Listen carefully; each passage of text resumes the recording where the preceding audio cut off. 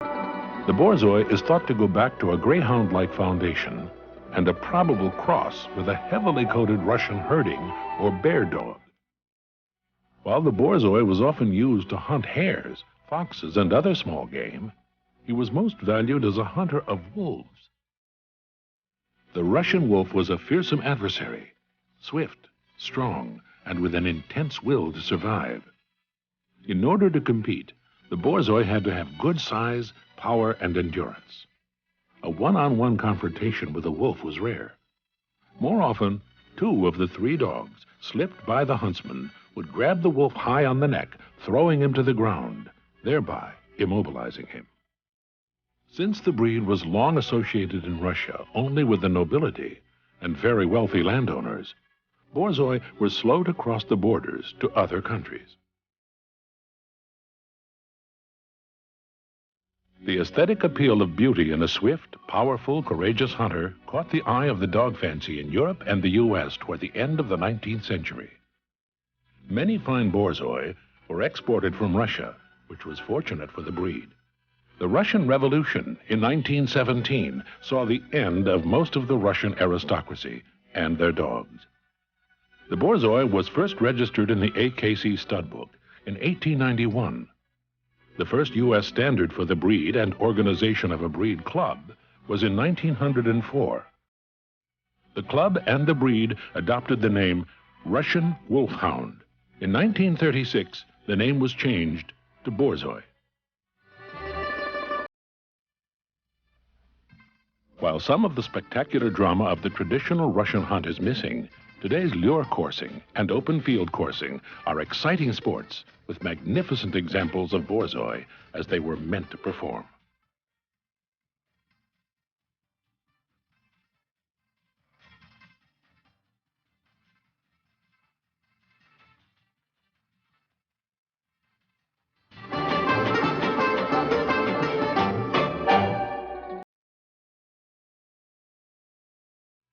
You'll be seeing many Borzoi during this presentation. Some are outstanding examples of the breed. Others are less so. All will help your understanding of the Borzoi.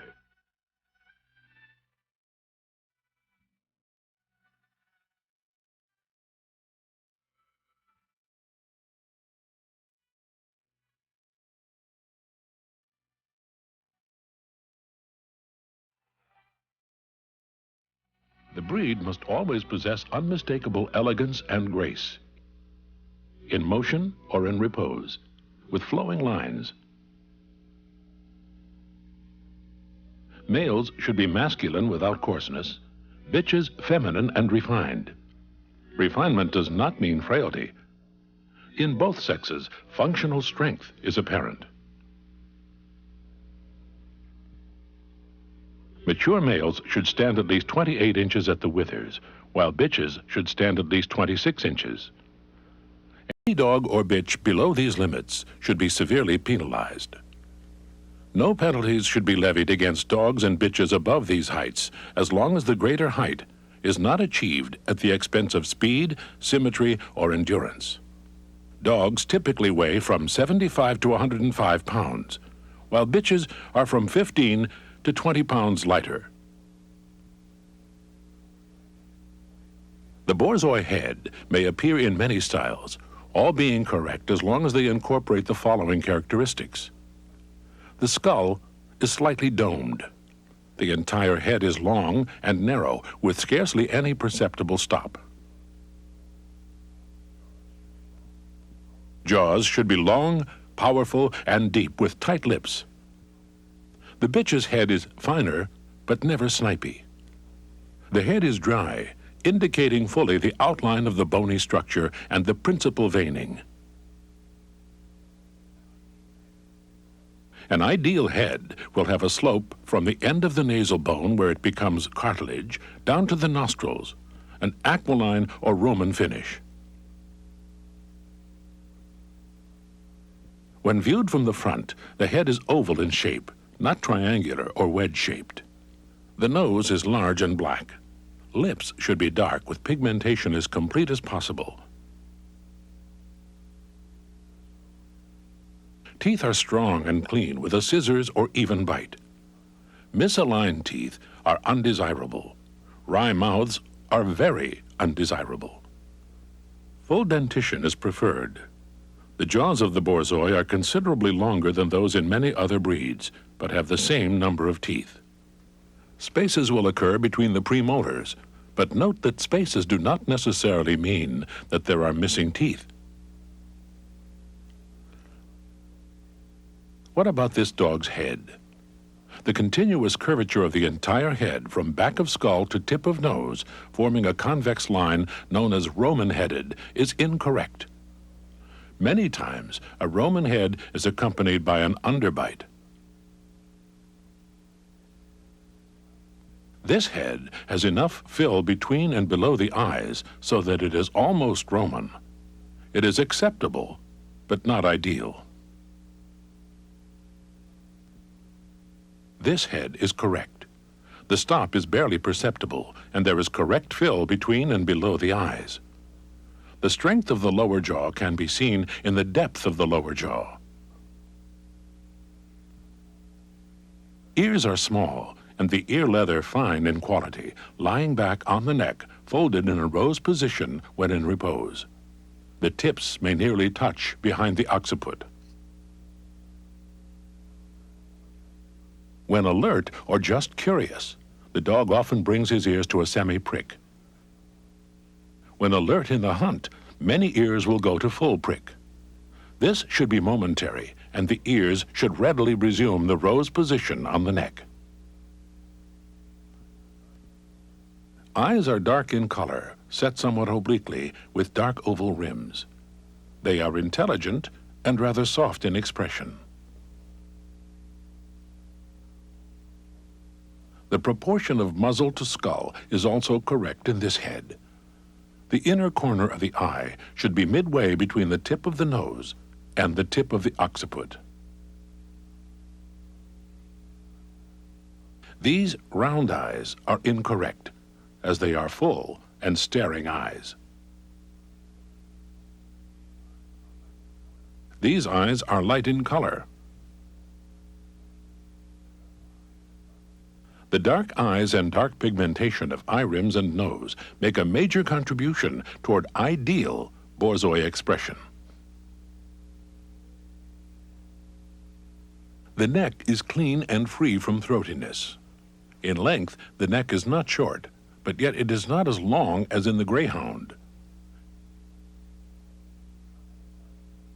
It is slightly arched at the top, very muscular, and well set on, blending gracefully into the shoulders.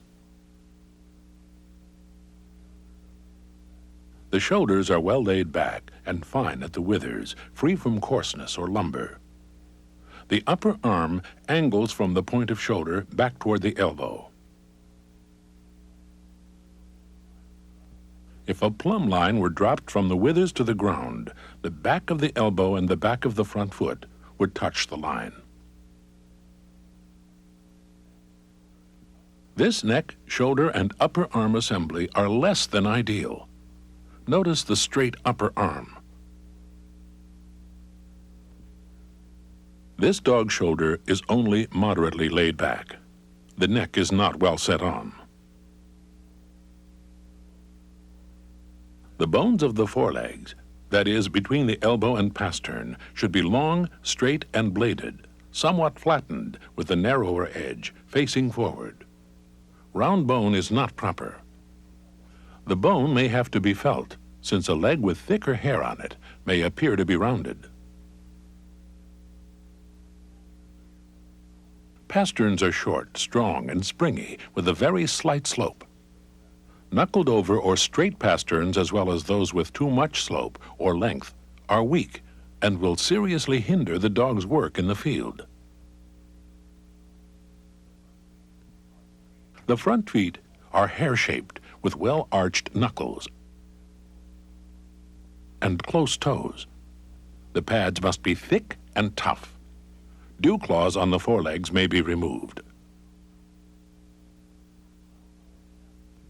Round or cat feet, even though well arched with close toes and tough pads, are incorrectly shaped. Seen from the front, the chest is rather narrow and deep. There is sufficient width and enough fill between the front legs to place them a hand's width apart. This incorrect front is cut up or hollow. The Borzoi's body is characterized by slightly sprung ribs with great depth of brisket reaching toward the elbow. Slightly sprung does not indicate slab-sidedness. Elbows should turn neither in nor out, but should lie close to the body, yet be capable of free movement. The narrowness of the chest cavity of a Borzoi is compensated for by the depth and length of the rib cage, which provides plenty of room for the action of heart and lungs. The top line begins at the withers and ends at the base of the tail. It rises gently at the loins in a graceful curve to the sloping croup. The loins themselves are extremely muscular. The tuck-up appears accentuated because of the depth of the chest.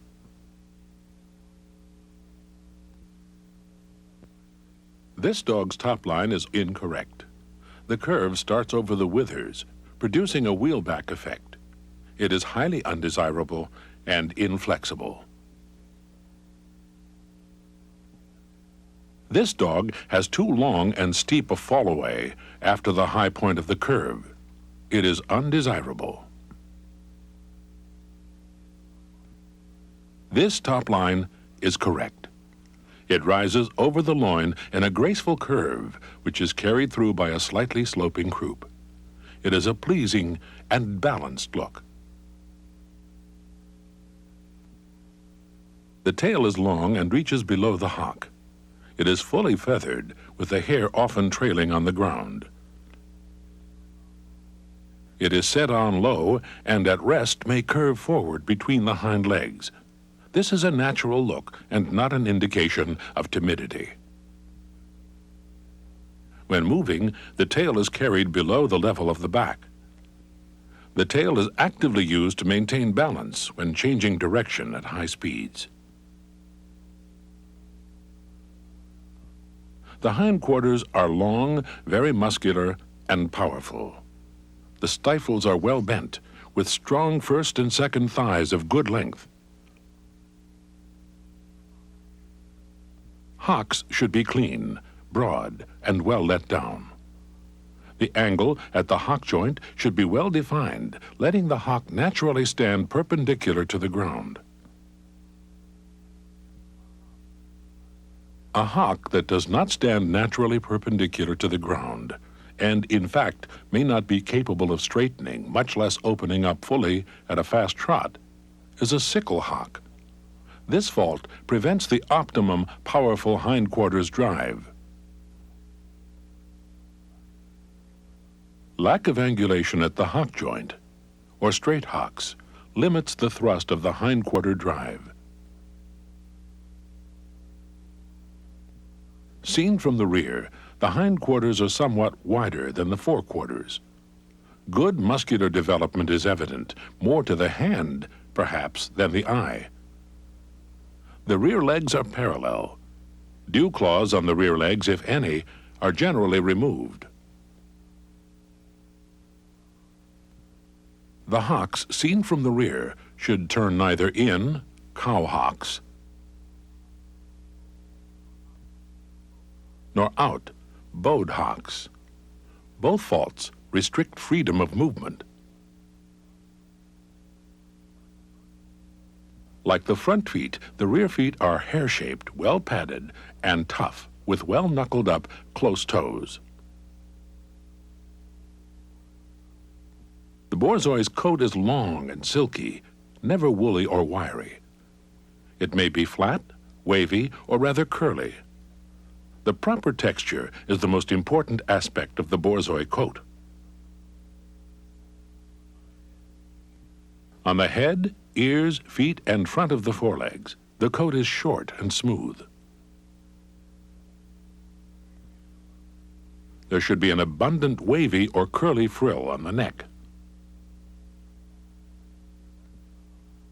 The feathering on the hindquarters and tail is long and profuse. Less so on the chest and back of forelegs.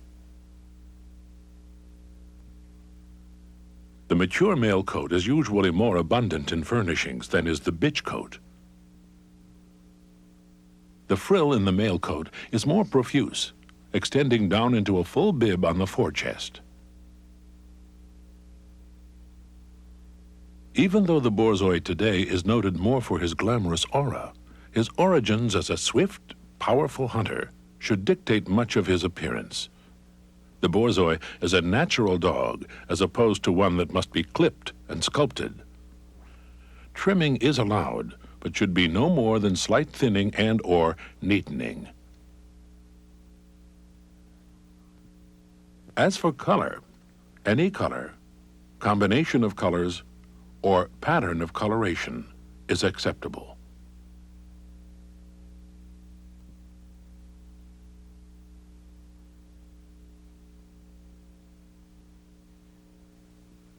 In motion, the Borzoi should give the impression of effortless power, agility, smoothness, and grace. The forelegs should reach well out in front without any noticeable lift. The trot is the working gait, the way the dog travels long distances, conserving his strength for when game is sighted. The trot should be effortless and comfortable, enabling the Borzoi to maintain this gait for long periods of time.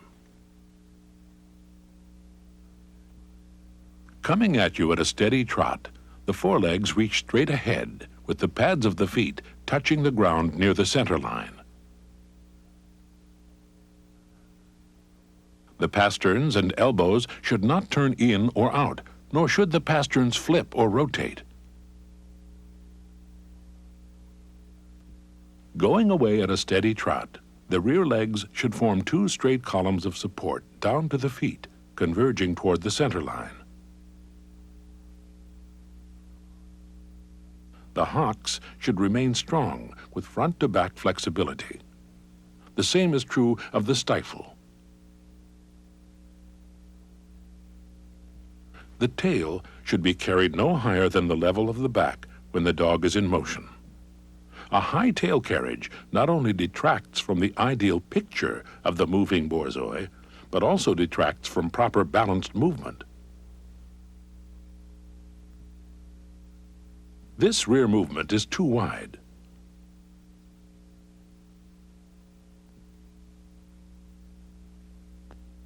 This dog is loose at the elbows.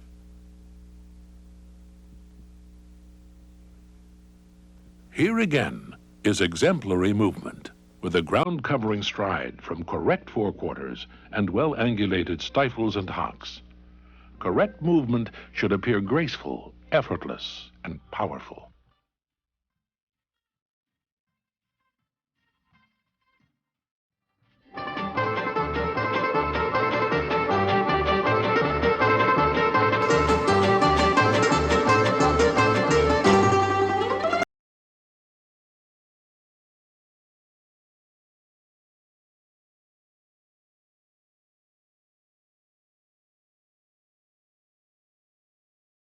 Noble dignity and a haughty attitude are synonymous with the breed and should not be mistaken for disinterest. Today's Borzoi carries on the aristocratic elegance, grace, and courage so carefully preserved over the centuries. He holds a secure place as a gentle companion in sport or the home.